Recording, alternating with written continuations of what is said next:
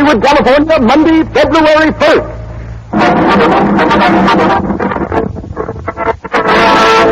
The Lux Radio Theater presents Gary Cooper and Jean Arthur in Mr. Deeds Goes to Town with Lionel Sander.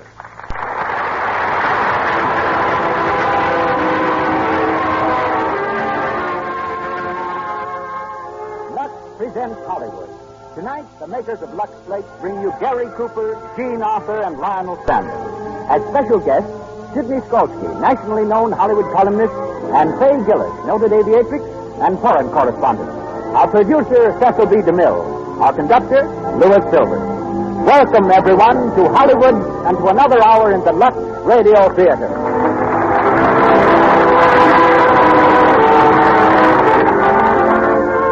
And now, before introducing Mr. DeMille, I'd like to share with you a letter from a California woman, one of our unseen radio audience, Mrs. Roberta Hurst of San Jose. Lux Flakes. I'd like to thank you not only for the treat you give us on the air Monday night, but for the Boone Luxes to my household. I use Lux Flakes for all my lingerie, all fine laundering, and for dishes. In every instance where my hands come into contact with soapy water. I'm sorry we cannot give you the rest of Mrs. Hurst's enthusiastic letter, but I'd like to emphasize one point. Lux Flakes do protect a woman's hands just as they protect fine fabrics. So why not use Lux for all soap and water jobs, especially dishwashing? Lux protects the natural oils of the skin, leaves your hands soft and white. Start using Lux Flakes for your dishes tomorrow. And now, we present Hollywood's foremost producer. Ladies and gentlemen, Mr. Cecil B. DeMille.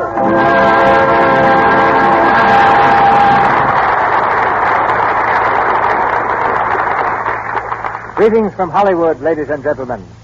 Gary Cooper and Jean Arthur were born to the roles they play tonight.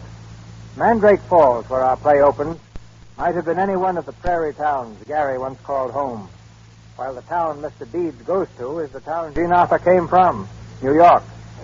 As Babe Bennett, Jean writes lines for a New York paper, while before she came to Hollywood, she delivered lines from a New York stage. Longfellow Deeds devoted his spare moments to writing greeting card poetry. Gary also likes to use a pencil. But instead of making rhymes, he draws pictures. He confided to me that his artistry is merely a case of advanced doodling, which had its beginning when he filled in all the O's in his third-grade reader. Their work in Mr. Deeds convinced me that Mr. Cooper and Miss Arthur were definitely the stars I wanted for the roles of Wild Bill Hickok and Calamity Jane in our picture, The Plainsman. I knew that Gary, raised in a saddle, could be as western as sagebrush in the setting sun. Whatever hesitation I might have had about Jean Arthur was dispelled when I saw her practicing to snap a 15-foot bullwhip around a cowboy's wrist to make him drop a bottle. By letting her use my outstretched arm as a target, Jean had the chance to do what many stars have wanted to do, whip a director.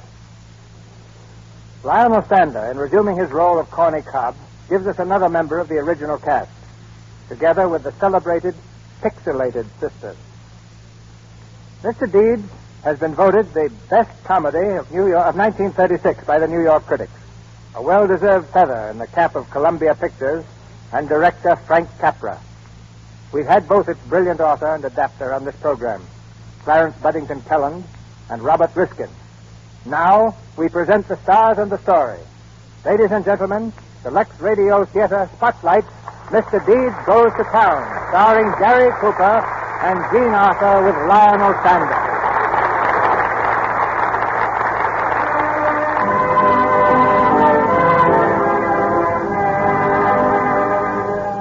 Our story begins in the little town of Mandrake Falls, population 600.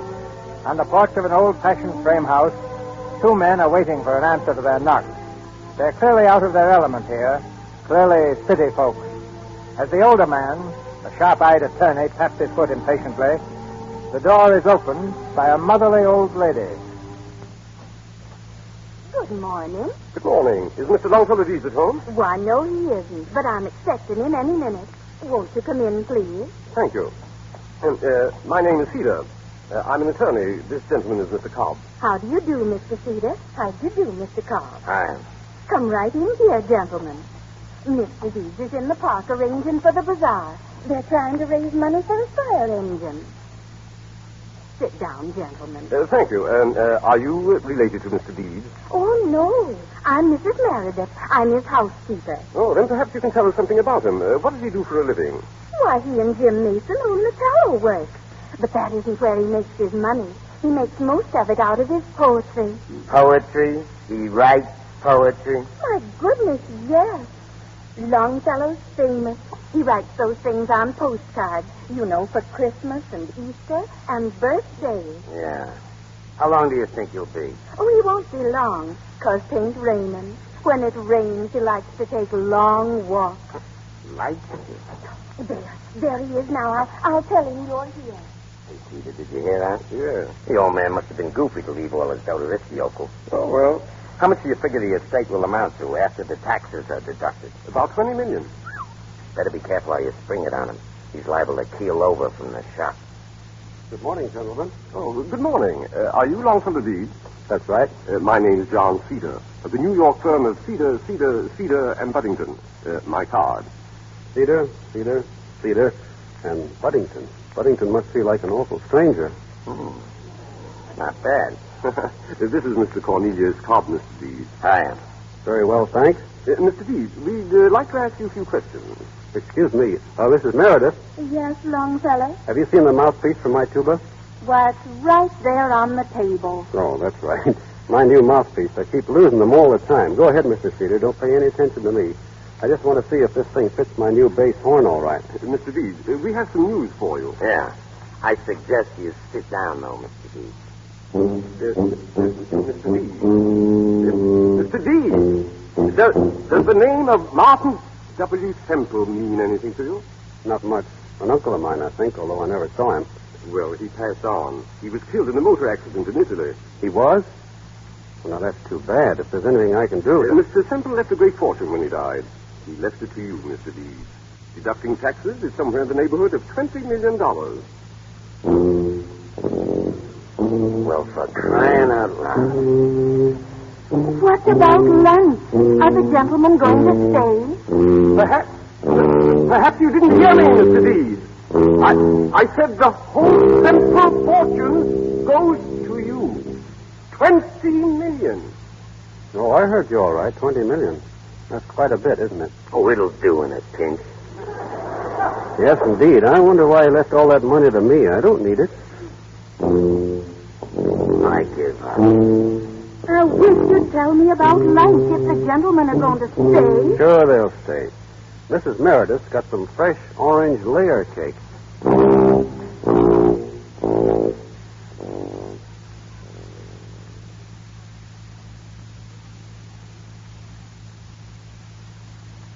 Some more coffee, Mr. Cedar? No thanks. You see, Mr. Deeds, Cobb here is an ex-newspaper man. Been associated with your uncle for years as a sort of buffer. Buffer? Yeah, glorified doormat. You see, rich man needs someone to keep cranks away. Cedar, and Buddington. It's funny, I can't think of a rhyme for Buddington. Why should you? Oh, whenever I run across a funny name, I always like to poke around for a rhyme. I've got one for Cobb. Huh? There once was a man named Cobb who kept Semple away from the mob. Came the turn of the tide, and Semple, he died. Now, poor Cobb is out of a job. Sounds like 2 weeks' notice to me. Huh? I've gotten a sackaroo in many ways, but never in rhyme. Oh, no. I didn't mean that. I'm sure I'm going to need your help. Are you married, Mr. Deeds? Who, me? No. He's too fussy. That's what's the matter with him. There are a lot of nice girls in Mandrake Falls who are just dying to... Don't pay any attention to her. Oh, he's got a lot of fool notions about saving a lady in distress. Saving a lady in distress, huh? Well, we all have those dreams when we're young. Well, we'd better get started. You'll have to pack, Mr. Deeds. What for? You're coming to New York with us. When? Tonight, 6 o'clock train. Well, that's rather sudden, isn't it? My dear Mr. Deeds, there are a great many important things to take care of. I'm kind of nervous. I've never been away from Mandrake Falls. But I'd like to see Grant's tomb at that. Fine. We'll walk around town now, Mr. Deeds, and we'll meet you at the train 6 o'clock.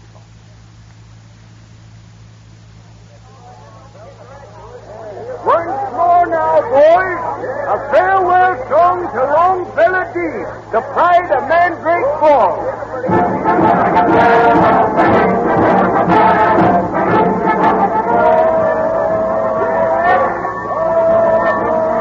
Come on, Deed.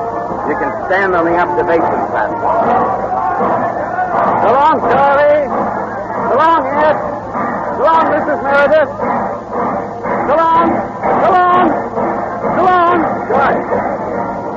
I got a lot of friends.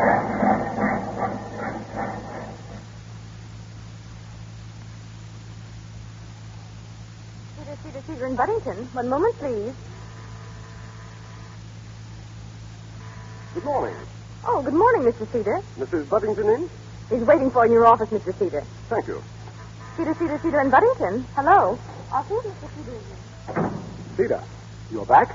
Morning, Buddington. Well, what happened?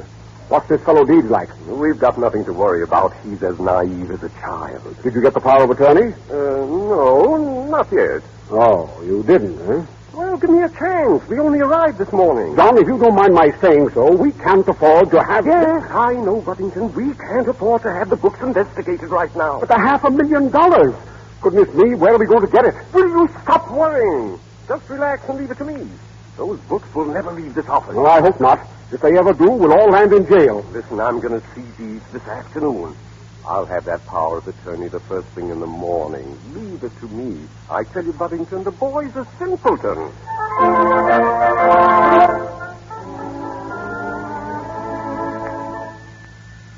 I'll take that, Deed. Hello? No. I said no. We ain't got any statements to make. Mr. Deeds has taken over his uncle's Fifth Avenue mansion, that's all. That was the press.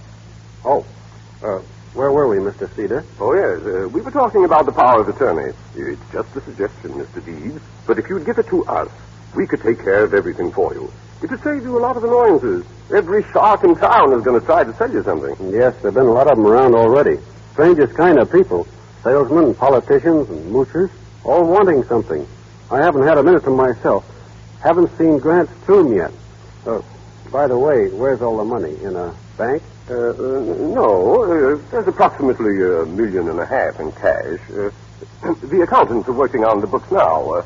Be ready in several weeks. Sounds complicated. Oh, yes. That's why I suggested you're letting us take care of it. A rich man should unburden himself. You mean besides wanting to be my lawyer, you also want to handle my investments? Why, yes. Well, outside of your regular fee, how much extra would it cost? Oh, nothing. No extra charge. No charge. But there'd be a lot of extra work, wouldn't there? Oh, it's an added service a firm like Cedar and Buddington usually donates. Only thing, I haven't been able to think of a rhyme for Buddington yet. Neither have I. Mr. Deeds, Listen. A fire engine. Hey, I gotta see it. There it goes. Boy, look at it. Look, Mr. Deeds, please. Let him alone, Cedar. If he likes to watch fire engines, that's his business. Gee, that was a pip. We expect to have one in Mandrake Falls pretty soon, with a siren, too. Mr. Deeds, I wish you'd give that matter some thought. Huh? This matter of the power of attorney. Oh, yes, I will. I'll give it a lot of thought. A fellow by the name of Winslow is in here and wanted to handle my affairs for nothing, too. It kind of puzzles me why people want to do a lot of work for nothing. It isn't natural. So I guess I'll have to think about it some more. Quite right. You have a good business head, Mr. Deeds. Being an attorney for you is going to be a very simple affair. You're not my attorney yet, Mr. Cedar. Not till I find out what's on your mind. Suppose you get the book straightened out right away so I can look into everything. Are you suggesting that? No, sir, but I'd just like to look the books over. After that, I'll let you know if you're going to be my attorney or not. I see. Good day, Mr. Deeds. Good day. You know, Cobb, I think there's something fishy about him. There once was a cedar, so tall and so green, chopped down by a hick to the size of a bean.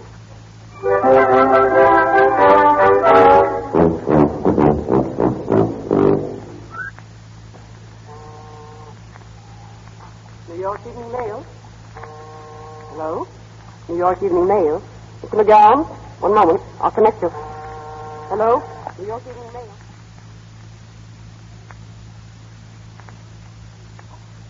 Hello. Hello, McGowan speaking. Oh, hello, Mr. Hines. Yeah? Yeah, sure, Mr. Hines. I'll get something on him right away. Well, that was the boss again, babe. He's yelling murder. He says this guy Deeds is news and big news. Sure, but how do you expect me to get at him? Cobb keeps him under lock and key. I'm a reporter, not a magician. Well, you won't be a reporter long if you don't get some dope on this guy, and I won't be an editor. Hines is yelling for his human interest stuff.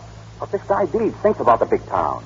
How does it feel to be a millionaire? Is he going to get married? Is he smart? Is he dumb? That's the angle. And we've got to get it for him. Well, how about it, babe? I'll do my best, Mac, but it'll take time. Listen, babe, you get the story and you can have anything you want. How about a month's vacation? With pay. With pay. Keep 4 columns open on page 1 tomorrow. Now you're talking, babe. I'll keep the whole front page open. How are you going to do it? I don't know yet, but I'll get to him if I have to pull a phony fence right on his doorstep.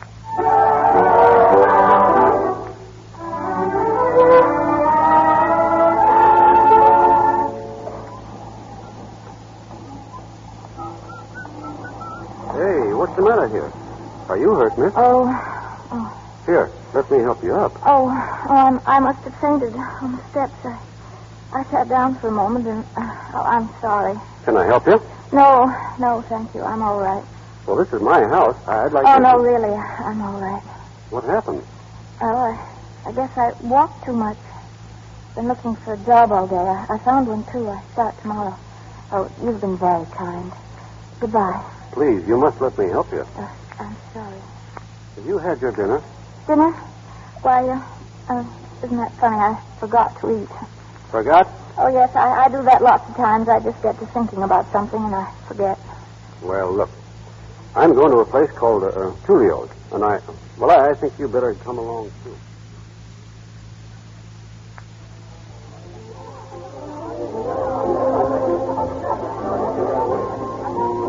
Feel better now, Miss Dawson? Does this taste good? I don't know how to thank you, Mr. Deeds. I wish you'd let me help you some. Please. I asked you not to talk about it. I'm sorry. You know, you're the first person I've met in New York who didn't want something. Tell me more about yourself. Well, I've told you everything. My folks live in a small town near Hartford. I'm here alone trying to make a living. I'm really a nobody. You were a lady in distress, weren't you? What? Oh, nothing. Anything else, sir? No, thanks. Oh, waiter. Yeah? Anybody come in yet? Writers, I mean? Huh? Oh, no. Nobody important. You'll be sure to point them out, won't you? Uh-huh. I'm a writer myself, you know. That's so? I write poetry. That's so. Well, I'll let you know. Thanks. He's a nice fellow, isn't he? Yes. Well, you've had quite an exciting time since you've been here, haven't you? All those meetings and business deals and society people. Aren't you having fun, Mr. Deeds? No, at least I didn't. Not till now. I like talking to you. It's funny, my finding you right on my doorstep. Yes, wasn't it? Oh, Mr. Deeds. Yes? Brookfield just came in. The poet? Where? Right over there. Look, Miss Dawson. There's Brookfield, the poet. Really? Who's that with him, waiter? Anna Berry and Morrow. Hannah Berry and Morrow. Why, they're famous authors. Great liberals. Not with their tips, they ain't. Gee, that's marvelous. Right here in the same room with me. Gosh, I wish I could meet them. Well, I might be able to fix it for you. Could you? Sure. I'll be right back. You hear that, Miss Dawson? I'm going to meet them. Talk to them. Gosh, what a night.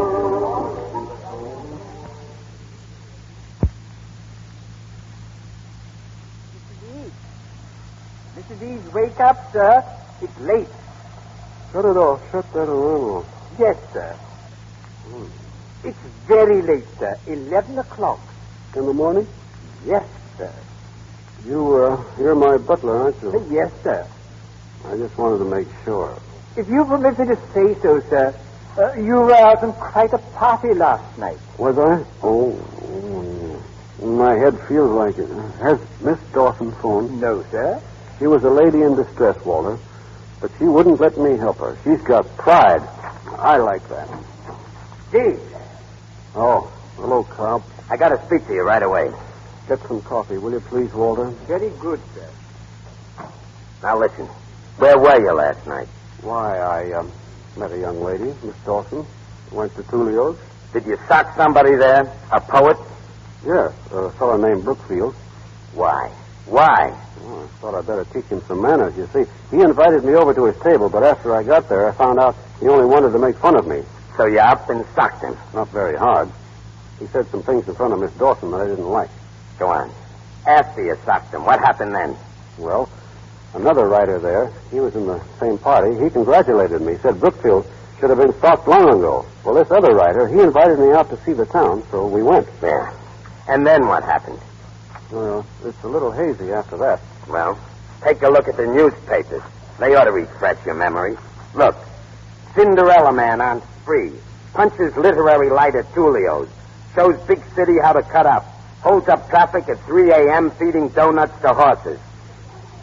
Cinderella Man. What do they want to call me that for? They'd call you anything if you give them half a chance. They got you down for a sap. I think I'll go down and punch the editor on the nose. No, you don't. Listen, get this clear. Punching people is not the solution to anything. Sometimes it's the only solution. Not editors. Take my word for it. Not editors. But what about this Cinderella Man? That's my job. I'll keep that stuff out of the papers if you'll help me. But I can't do anything if you go around talking to people.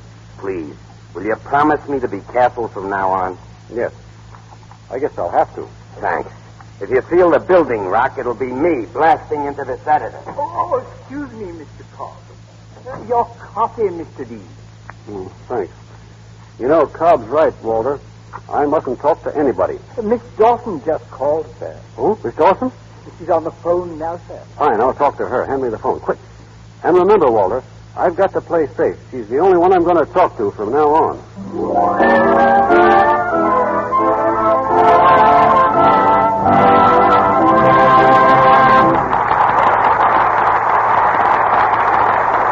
Tune in for a moment on a typical Lux home. Mrs. Ellison and her 16-year-old daughter have been listening to our play. Wouldn't it be wonderful, Mother, if someone left us a lot of money like they did to Mr. Deeds? What would you do with it, Betty? Buy heaps of new clothes, for one thing, and dozens of new undies. Those lovely French handmade ones with lace. And, Now, child, you have plenty of pretty clothes. And nice undies as it is. Oh, but, Mums, I haven't. Why, even those new slips I got for Christmas look sort of run down now. That, my dear, is your own fault. How often have I told you to take care of your underthings? Wash them every night with Lux Flakes. Mine stay new looking for months, even years, thanks to Lux. Mrs. Ellison is right. Gentle Lux Flakes do keep your silk things new looking far longer. They make your lingerie really clean without hurting colors or fabrics. Things not only wear longer when luxed regularly, but you'll be delighted at how sweet and fresh they are. So why not play safe and be thrifty, too? Get the habit of dipping your underthings into Lux Flakes Gentle Suds after each wearing. Start tonight. And once again, Mr. DeMille. Mr. Deeds Goes to Town, starring Gary Cooper and Jean Arthur with Lionel Stander.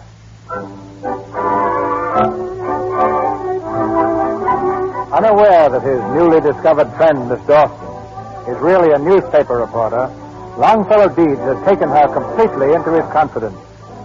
She is the source of all the Cinderella Man stories that are now making front-page headlines. But she's beginning to feel the pangs of conscience. We find them now, sitting on a bench in Central Park.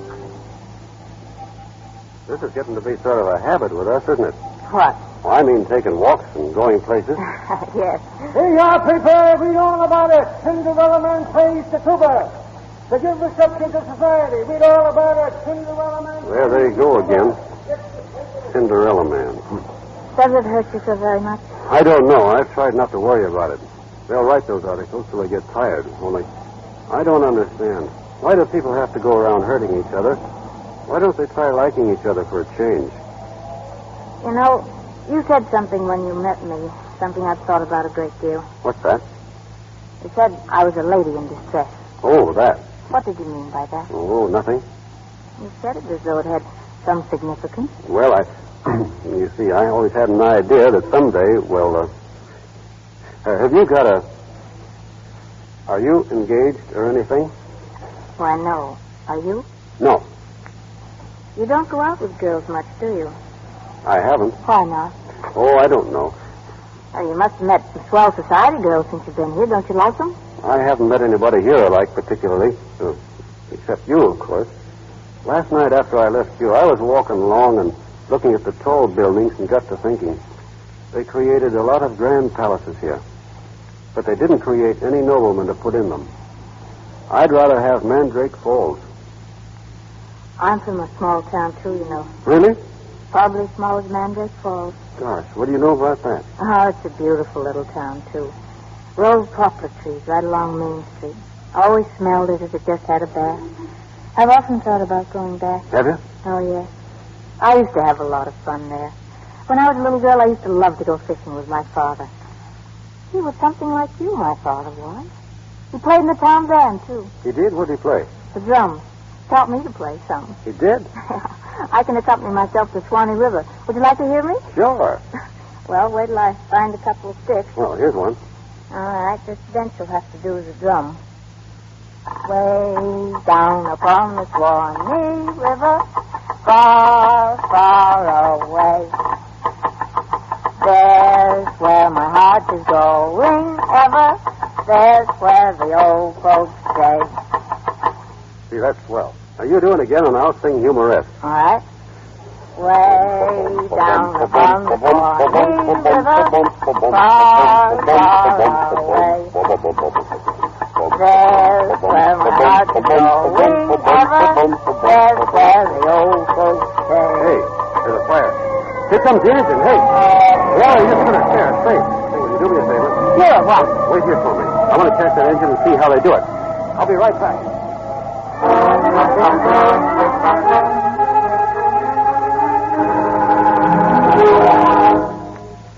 Cinderella Man proves himself fire-eating demon, jumps on board engine, volunteers to help firemen. Did you do that? Sure.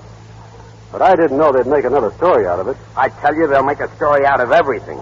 But what gets me is, who's on the inside? Where are they getting their dope? I don't know. I pleaded with you not to talk to anybody. You promised me you wouldn't. But no, you've been blabbing your head off to the whole town. What have you been doing every night? Going out? So I noticed. You're not going out tonight, I hope. Yes? Why? Have you forgotten you've got a reception here? All the society people in town are coming. Gosh, that's right. I forgot. Well? I had an appointment. I was going to meet somebody for dinner. You can't dodge your own reception. It ain't etiquette. No, I suppose not. Only... Only what? Well, let me think it over. I'll let you know.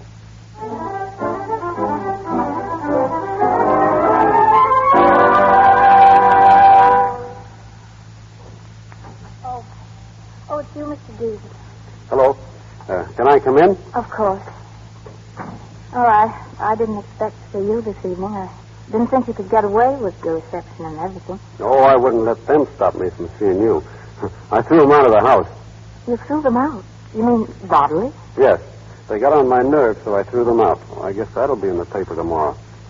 Something else for them to laugh at. Yes, I suppose it'll have to be in the paper. I don't mind, though. I had too much fun doing it. Sit down. Thanks. I can't stay long, though. It's pretty late. It's all right. Is there anything wrong? No, why? Well, you just look sort of funny. I mean, sad. I get that way sometimes. How's everything going? Not so good. I'm finding things out. A lot of things. What?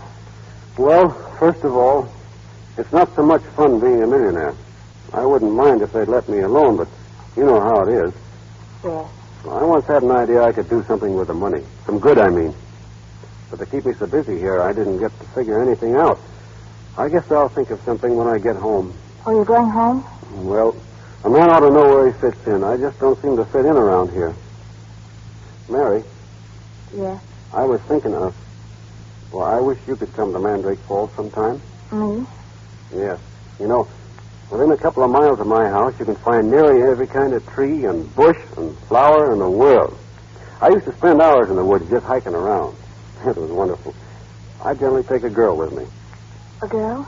No, not a real one. I'd make one up just to have somebody to talk to. She was beautiful, too. I always knew that someday I'd meet her. Mary. Oh, wait a minute. You said you found things out. Well, so have I. If town gets you somehow, it makes it coarse, unfeeling. It's done it to me. You?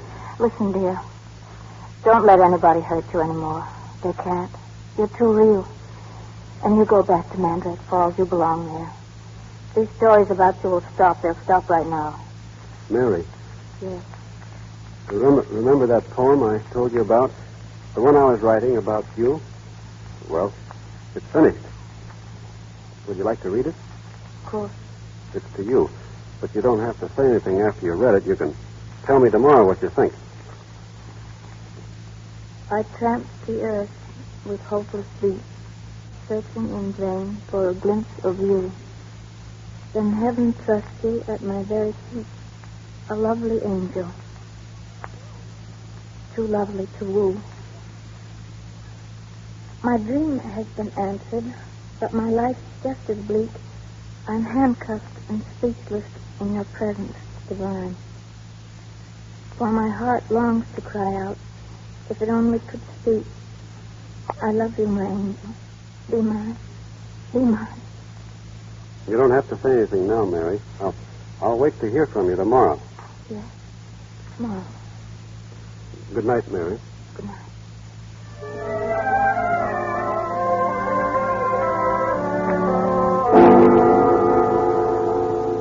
Oh, stop it, babe. Stop it. Well, what do you mean you're quitting? True, Mac. I'm walking out on you. I'm through. What's bothering you, babe? Last night he proposed to me. Proposed to you? You mean he asked you to marry him? Yes. Why, babe, that's terrific. Cinderella man woos mystery girl. Who is the mysterious Drink girl? one word of that and I'll blow your place up. Oh, I'm sorry, babe. Say, you haven't gone and fallen for that mug, have you? Well, I'll be a... Oh, that's tough, babe. I'm awfully sorry. Well, what are you going to do? I'm telling the truth. Well, tell him you're Babe Bennett. Tell him you're making a stooge out of him. I've got a lunch date with him. Expect an answer. It's going to be pretty. Oh, don't be a sucker, babe. You can disappear, can't you? Oh, I thought of that, too. You need never see him again. That's the rub. Oh, it's as bad as that, huh? Telling him's a long shot. I'm going to take it. Hand me the phone, will you, Matt? Now, listen, babe, listen. Are you sure you're doing the right thing? Right thing. It'll be a novelty for me.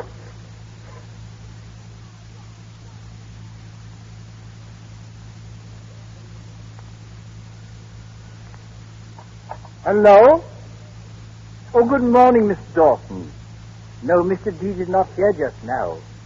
Yes? I'll tell him. Not at all. Good morning, Walter. Oh, Mr. Deeds. Has Miss Dawson called yet, Walter? Yes, sir. She was just on the phone, sir. Is she coming for lunch? She didn't say, sir. She'll call later. Oh, here you are. Hello, Cobb. I want to speak to you. Sure. I don't mind you making a sucker out of yourself, but you made one out of me, too. Huh?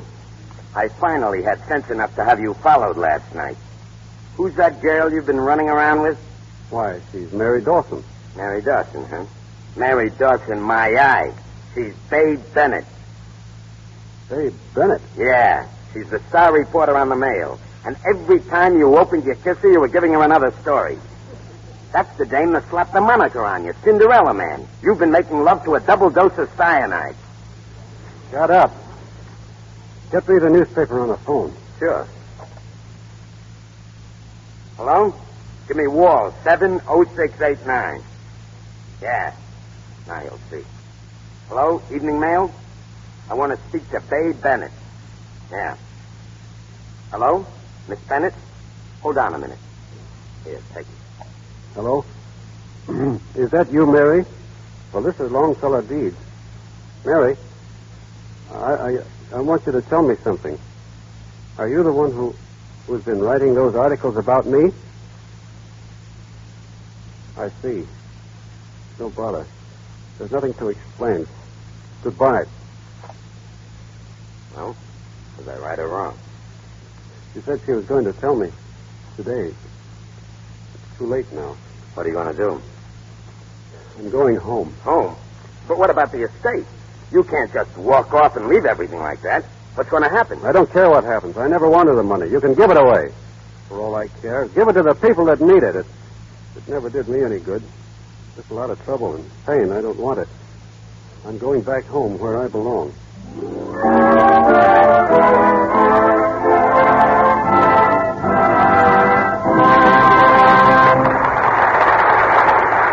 We pause for station identification.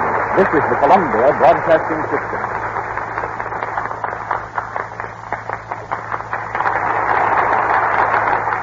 KNX, Los Angeles, the voice of Hollywood. In a few moments, we'll resume Mr. Deeds Goes to Town, starring Gary Cooper in the title role and Jean Arthur as the reporter. We hear now from another lady of the press, Fay Gillis. Miss Gillis fell rather than rose to fame. One of the best-known ladybirds in America, she became the first woman member of the Caterpillar Club, whose ranks are composed solely of those who have saved their lives by parachute jumps from aeroplanes.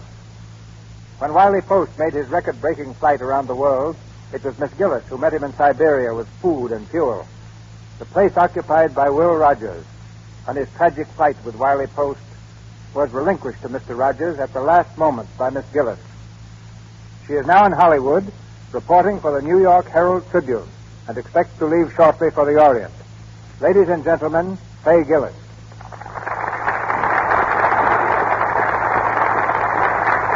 Thank you, Mr. DeMille.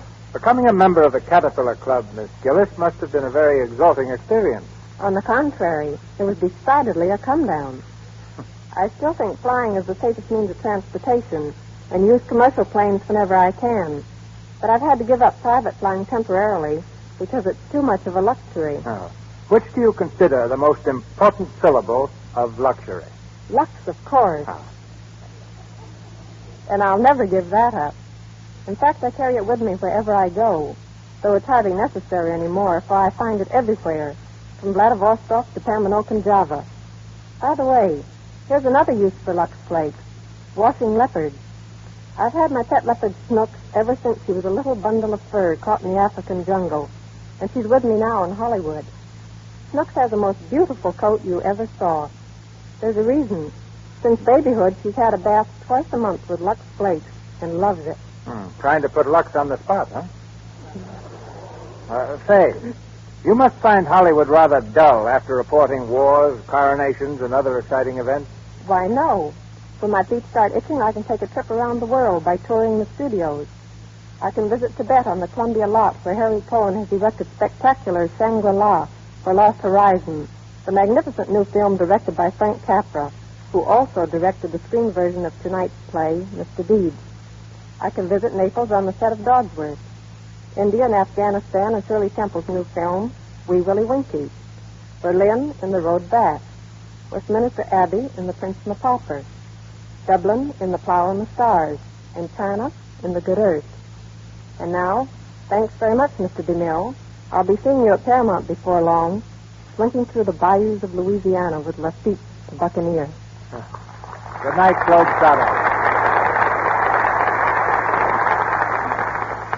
Mr. Deeds Goes to Town, starring Gary Cooper and Jean Arthur with Lionel Sander.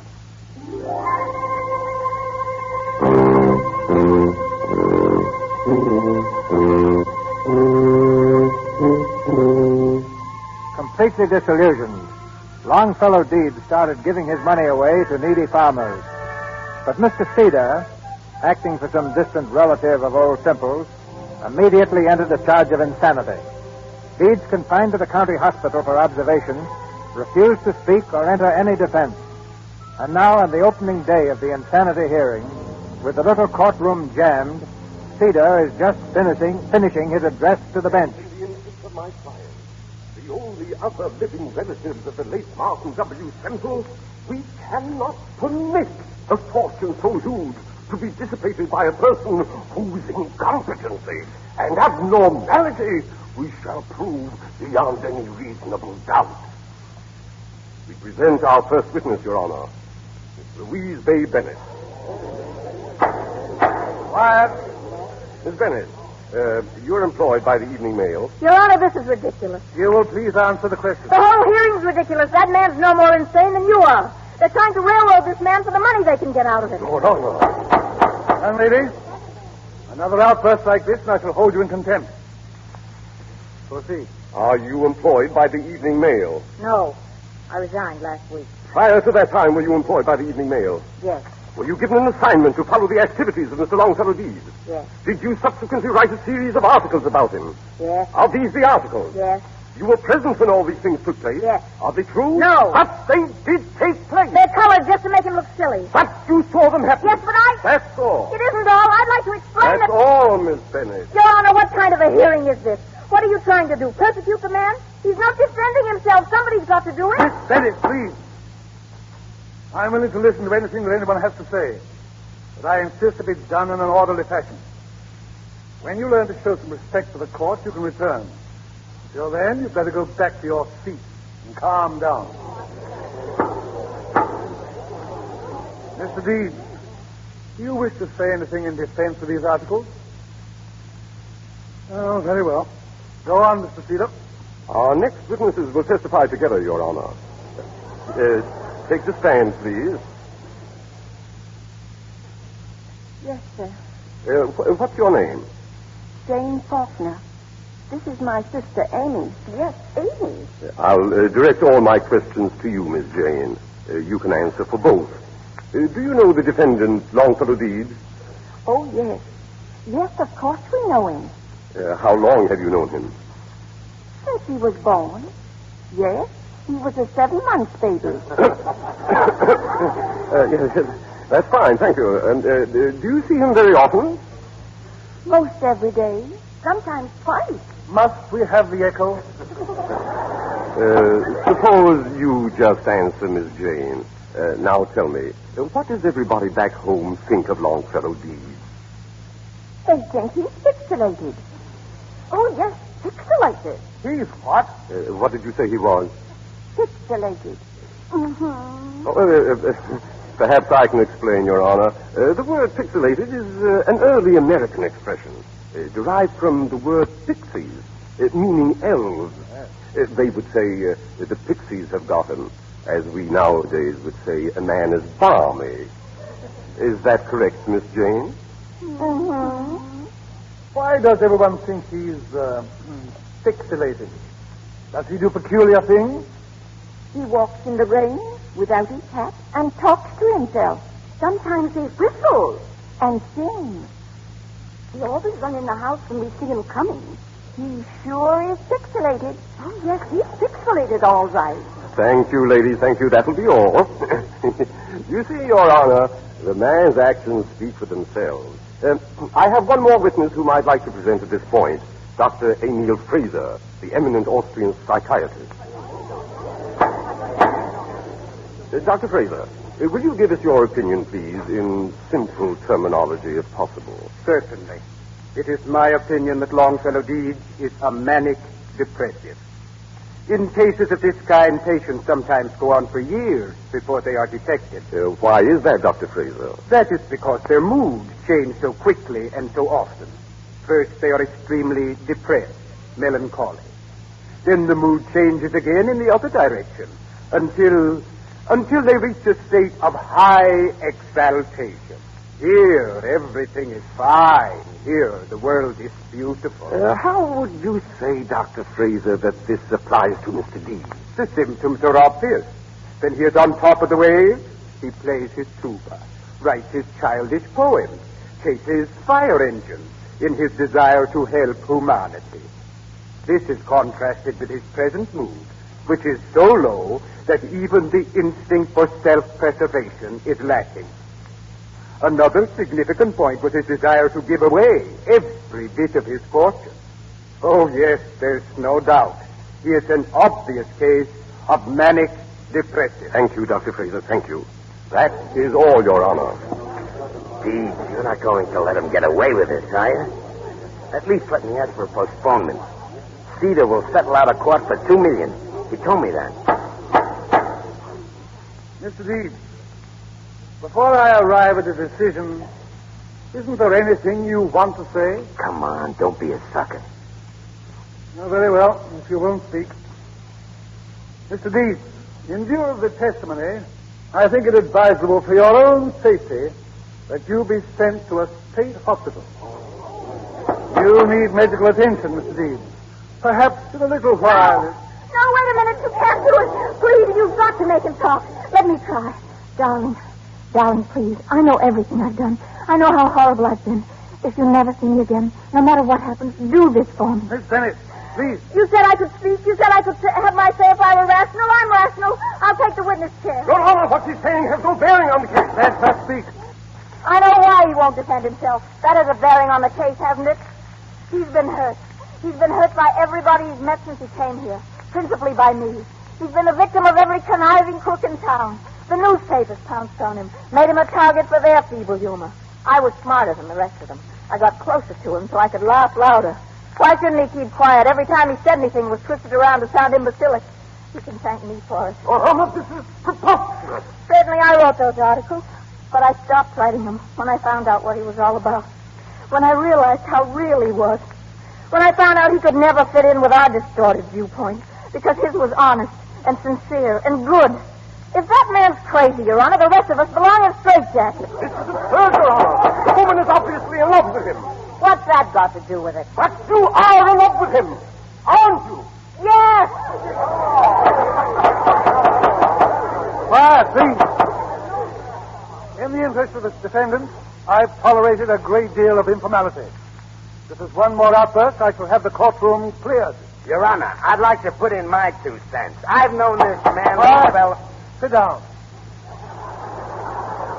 Your Honor, Yes, Mr. Deeds? I'd like to put in my 2 cents worth. Go ahead, Mr. Deeds. Well, I don't know where to begin. There's been so many things said about me. Of course, Mr. Cedar has a right to think I'm loony. I once considered paying him $100,000 a year for his services. About my playing the tuba. Seems like a lot of fuss has been made about that. If a man's crazy just because he plays the tuba, somebody better look into it, because there are a lot of tuba players running around loose. Of course, I don't see any harm in it. I play mine whenever I want to concentrate.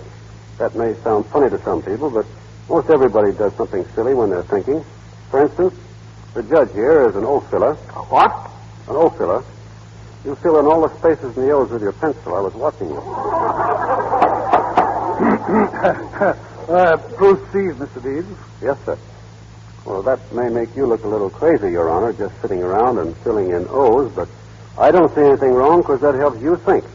Other people are doodlers. Doodlers? Well, that's a name we made up back home for people who make foolish designs on paper when they're thinking. Oh. Called doodling.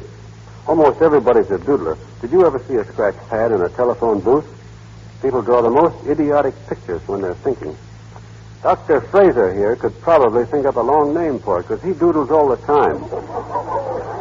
I picked up this paper he was scribbling on. I can't figure out what it is. One minute it looks like a chimpanzee, and the next it looks like a picture of Mr. Cedar. Quiet, please. Quiet. Looks kind of stupid, doesn't it, Judge? But I guess it's all right. If Dr. Fraser has to doodle to help him think, that's his business. Everybody does something different. Some people are ear pullers, some are nail biters. Mr. Cedar is a nose twitcher. See him? So you see, Your Honor, everybody does funny things to help them think. Well, I play the tuba. Your Honor, this is becoming farcical. I suggest, Mr. Deeds, dispense with his side remarks. Let him stick to facts. Be quiet, please. Go on, Mr. Deeds. Now, about the Faulkner sisters. That's funny. I mean, about Mr. Cedar going all the way to Mandrake Falls to bring them here. Would you mind if I talk to them? Not at all. Jane, who owns the house you live in? Why, you do, Longfellow. Yes, you own it. Do you pay any rent? No, we don't pay any rent. Good heavens, no. We never pay rent. Are you happy there? Oh, yes. Yes, indeed. Now, a little while ago, you said I was pixelated. Do you still think so? Oh, yes. You've always been pixelated, Longfellow. Always. No, that's fine. I guess maybe I am. Now tell me something, Jane. Who else in Mandrake Falls is pixelated? Come on. Who else in Mandrake Falls is pixelated? Why, everybody in Mandrake Falls is pixelated. Except us. All except us. There's just one more question. Do you see the judge here? He's a nice man, isn't he? Mm-hmm. Do you think he's pixelated? Oh, yes. Yes, indeed. Well, that's all, ladies. You haven't touched on the most important thing, Mr. Deeds. This rather fantastic plan of yours to want to give away your entire fortune is, to say the least, most uncommon. Well, I was getting to that, Your Honor. Of course, I don't know why all this hullabaloo has been raised about my giving the money away. The plain fact is I don't want it. I never earned it, and so far it's brought me nothing but hard luck. Now, my idea was very simple. I was going to give each farmer who needed help 10 acres of land, a horse, a cow, and some seed. And if they work the farm for 3 years, it's theirs. Now, if that's crazy, maybe I ought to be sent to an institution, but I don't think it is. And what's more, Mr. Cedar doesn't either. Right before the hearing started, he offered to call the whole thing off if I made a settlement with him for $2 million. So you see, he wouldn't think I was crazy if he got paid off. Lie. Deeds is drawing on his warped imagination. You'll please permit Mr. Deeds to finish? Anything else, Mr. Deeds? No. Yes. There's one thing more I'd like to get off my chest before I finish. Go ahead, Mr. Deeds. Thank you. Mr. Cedar, I've tried to teach a few people some manners here lately. You're next. Don't sock him, Deeds. Don't!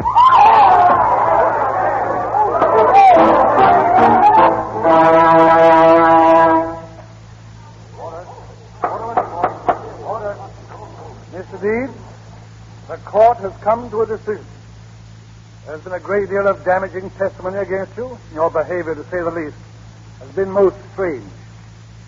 But in my opinion, you are not only sane, but you are the sanest man that ever walked into this courtroom. Thanks. And you're free to go now. And best of luck. Gosh, thanks. That's swell. Wait a minute. Where's Mary? Hey, Mary!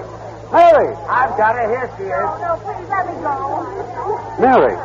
You don't want to speak to me. Yes, I do. I can leave now, Mary. Look, the judge said so, and I'd like you to come with me back to Mandrake Falls. Mandrake Falls. Will you, Mary? Mandrake Falls? Don't get hysterical, kid. It ain't as bad as that. It's a beautiful place. I know it is. And I'd love it. Oh, gosh, Mary. Well, I guess that's settled. I'll get the tickets and pack up your things, Deeds. Gosh, you're wonderful, Mary. I said I'll get the tickets and pack up your things, Deeds. Huh? Oh, thanks.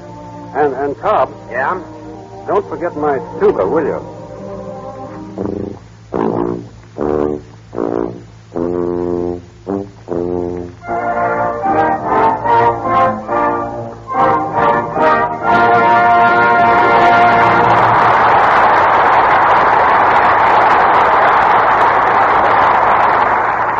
Mr. Deeds has gone to town, but there'll be a word or two a little later from Gary Cooper and Gene Arthur. We in Hollywood respect Sidney Skolsky for a wit as sharp as his pencil, for his persistence in turning up news and turning down the merely sensational, and for his willingness to hold back a story if printing it would hold back someone's career. Sid and I have flung many a scorching syllable at each other, but this Broadway bantam who keeps his finger on the Hollywood pulse for the New York Daily News is always ahead of the headlines. Ladies and gentlemen, Mr. Skolsky goes to town. Walter Mill, here I am again. I watched you work the last time you were here, and I'd like to ask you a question. What is a columnist? That's a little difficult. Columnists are born, not made. You're the perfect size for a columnist. You're just tall enough to reach the keyhole. I like that line even when I used it.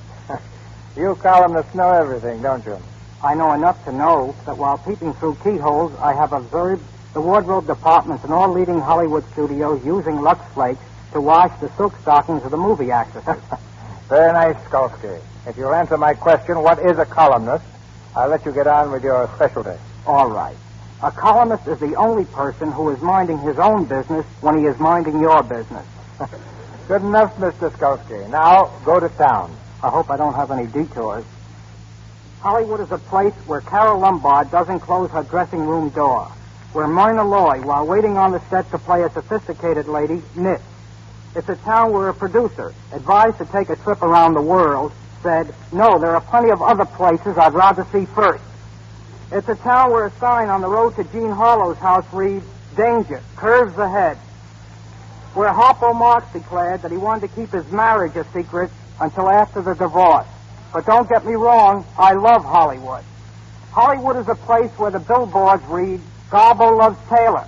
But Greta would like you to know that they should read Taylor Loves Garbo. It's a town where Grace Moore stands in an evening gown and cooks, where a person whispering a secret says, I'll tell you this if you promise to let it go further. Where Simone likes the gags about her name and gave her boyfriend, John Swope, a watch inscribed to Swope. Where James K. McGinnis, when invited to dinner by an actor he didn't like, answered, I'd like to go, but I have a previous engagement, which I will arrange as soon as possible. But don't get me wrong, I love Hollywood. Hollywood is a place where Ginger Rogers, after dancing all day with Fred Astaire, goes dancing at the Trocadero with James Stewart for fun.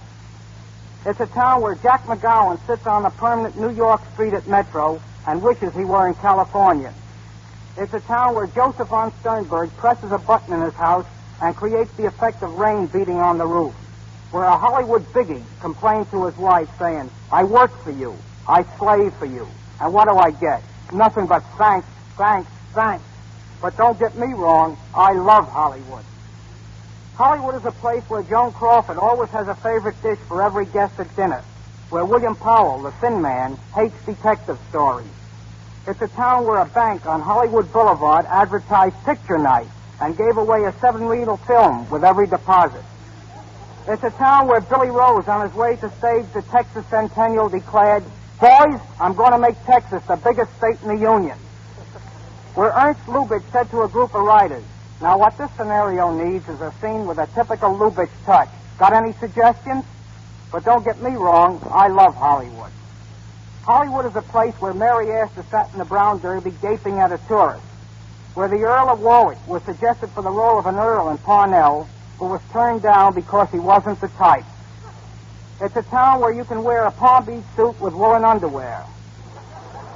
Where Robert Taylor's landlady reduced his rent because she wanted Robert Taylor in the house. Where Groucho Marx, on meeting an actress, said, I'll never forget a face, but I'm going to make an exception in your case.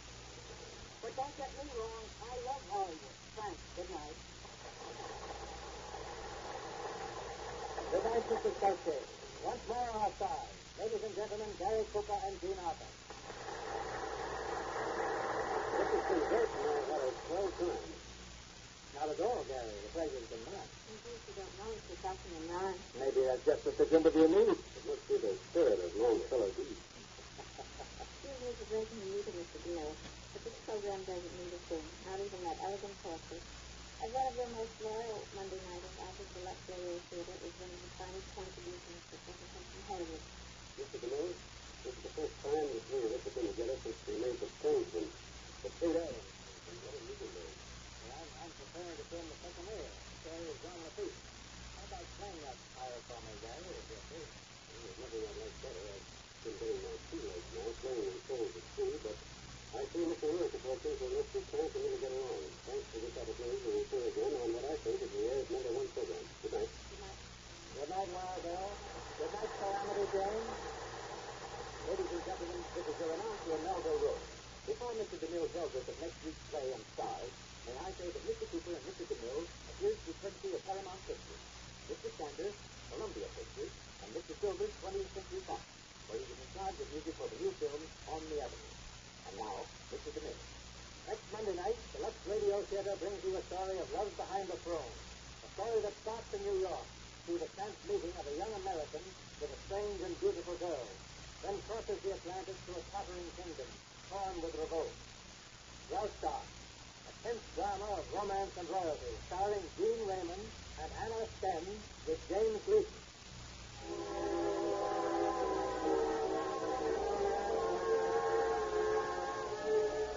Our sponsors, the makers of Lux Flakes, join me in inviting you to be with us again next Monday night when the Lux Radio Theater brings you Gene Raymond and Anna Sten in Graustark with James Gleason. This is Cecil B. DeMille saying good night to you from Hollywood.